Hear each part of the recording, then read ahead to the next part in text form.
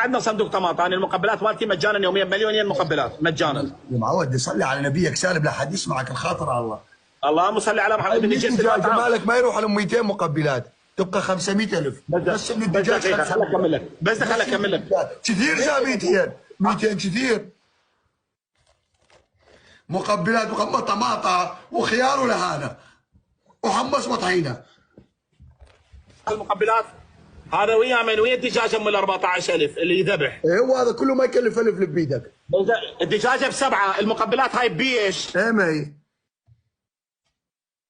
شوفني اياها. ليش تحسبها هاي؟ هاي 1000 ونص تكلف كثير يا 1000 ونص.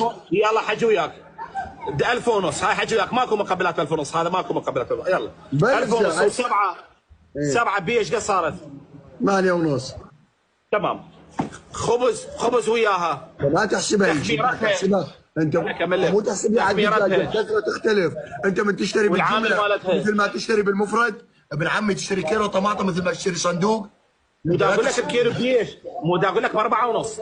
ما بان عليك. مو على الدجاج عم تحكي على المقبلات. كيلو الطماطم وكيلو الخيار وكيلو اللهانه. يا عمي انت ما تنزل مقبلات، انا انزل 5 انواع مقبلات مجانا. 5 انواع كلهم ما يكلفوا له ملف. 5 ما يكلفوا له ملف.